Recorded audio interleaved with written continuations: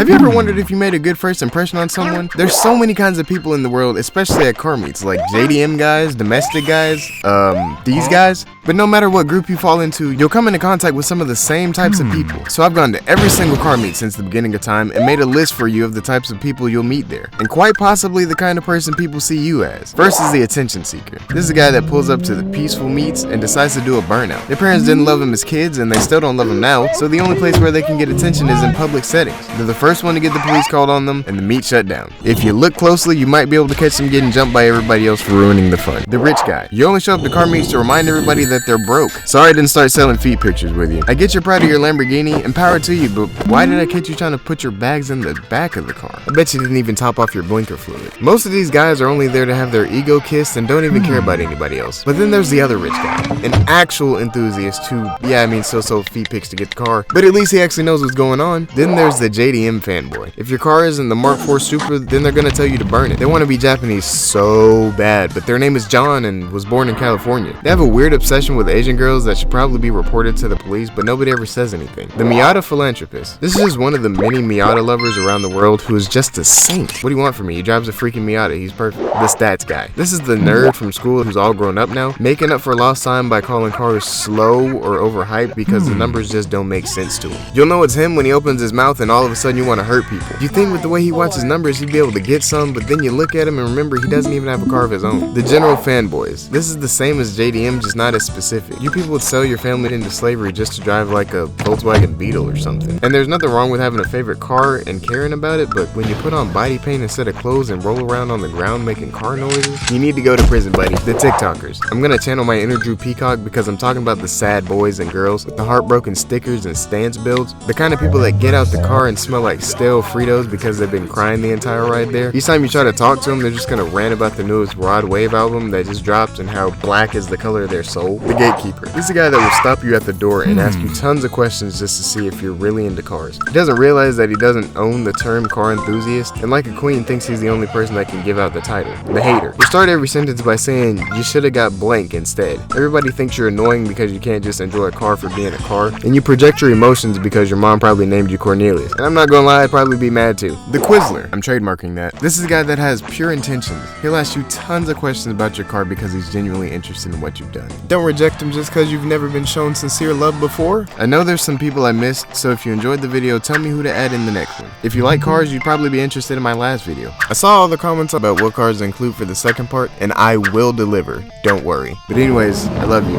Bye.